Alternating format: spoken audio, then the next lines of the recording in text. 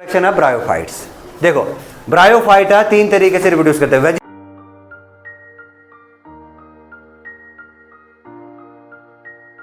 Vegetatively भी reproduce करता है, एसेक्सुअली भी रिप्रोड्यूस करता है और सेक्सुअली भी रिप्रोड्यूस करता है। वेजिटेटिवली ये रिप्रोड्यूस करता है फ्रेगमेंटेशन से, एसेक्सुअली रिप्रोड्यूस करता है, इसमें गैमा कप फॉर्मेशन होती है।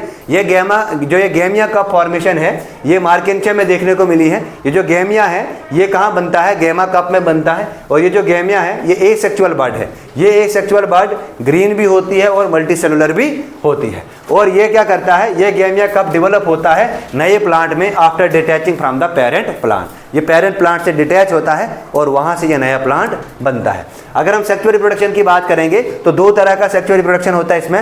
एक मेल सेक्स ऑर्गन आता है, दूसरा फीमेल सेक्स ऑर्गन आता है। जो मेल सेक्स ऑर्गन है उसको बोलते हैं एंथ्रीडियम। ये एंथ्रीडियम क्या बनाता है? अपना गैमीट बनाता है। गैमीट का नाम है एंथ्रोजॉइड। इस एंथ्रोजॉइड में दो फ्लैजिला होते हैं, ठीक है। और ये एंथ्रोजॉइड जो है ये मेल गैमीट की तरह बिहेव करता है। दूसरा है female sex organ. Female sex organ जो है इसका आर्किगोनियम है। ये आर्किगोनियम क्या बनाता है? ये एग बनाता है और एग जो है ये मेल गैमीट है, ठीक है ना। अब क्या होगा? दोनों मेल और फीमेल गैमीट की होगी फ्यूजन। फ्यूजन से बनेगा जाइगोट, है ना। फर्टिलाइजेशन होगा, फ्यूजन होगा, जाइगोट बनेगा।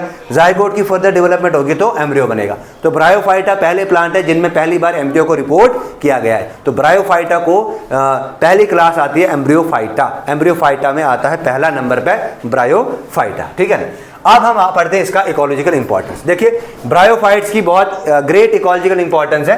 सबसे पहले ये मॉसिस और लाइकन्स जो हैं ये ऐसे दो ऑर्गेनिजम्स हैं जो पहली बार रॉक पे कॉलोनाइज हुए। इन्होंने मतलब कॉलोनीज बनाई रॉक्स पे। उसके बाद ये क्या करते हैं? ये रॉक मटेरियल्स को डिकम्पोज करते हैं और हायर प्लांट्स की ग्रोथ फिर सूटेबल होती है। मतलब क्या है कि लाइकन एसिड सिक्रीट करेगा। जो ब्रायोफाइट है वो डेड और डिके हो जाएंगे। डेड और डिके होने की वजह से जो विदरिंग ऑफ रॉक्स होगा तो सॉइल की फॉर्मेशन होगी। सॉइल की फॉर्मेशन को हम कहते हैं पेडोजेनेसिस। जब पेडोजेनेसिस होगा तो वहीं पे हायर प्लांट्स ग्रो करेंगे, वहाँ पे टेरिडोफाइट्स ग्रो करेंगे, वहाँ पे जिम्नोस्पर्म ग्रो करेंगे, वहाँ पे एंजियोस्पर्म ग्रो करेंगे। उसके बाद जो ब्रायोफाइट्स हैं दे ग्रो डेंसली।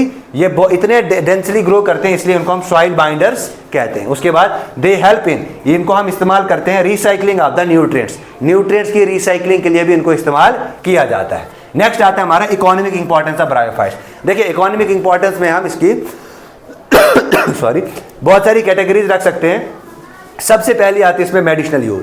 तो स्पेगनम जो है, स्पेगनम को सर्जिकल ड्रेसिंग के लिए इस्तेमाल किया जाता है। क्यों इसको इस्तेमाल किया जाता है? क्योंकि इसमें एंटीसेप्टिक प्रॉपर्टीज है। उसके बाद आता है दूसरा मार्केंशिया। मार्केंशिया को भी इस्तेमाल किया जाता है ताकि ये क्यूर करे पुल्मोनरी ट्यूबरक्लोसिस को, ठीक है ना। और एफ्लिक्शन ऑफ लीवर के लिए भी इसको इस्तेमाल किया जाता है। उसके बाद आता है ड्राइड स्पेगनम। ड्राइड स्पेगनम को इस्तेमाल किया जाता है आई इरिटेशन के लिए, और आई इरिटेशन के साथ साथ हेमोरेज के लिए भी इसको इस्तेमाल किया जाता है। उसके साथ आता है पॉलीट्राइकम। पॉलीट्राइकम को इस्तेमाल किया जाता है किडनी स्टोन को रिमूव करने के लिए, और अगर गॉल ब्लैडर में स्टोन है उसको भी रिमूव करने के लिए हम पॉलीट्राइकम का इस्तेमाल करते हैं। उसके बाद आता है रिसर्च में मोसिस और हमारे पास जो लीवर रॉड्स हैं इनको रिसर्च पर्पस के लिए in the field of genetics में हम इस्तेमाल करते हैं। सेक्स डिटर्मिनेशन इन प्लांट्स पहली बार यहीं से रिपोर्ट हुआ था। उसके बाद अगर हम स्पेगनम को बात करें, स्पेगनम की बात करेंगे, स्पेगनम को कहते हैं पीट मॉस।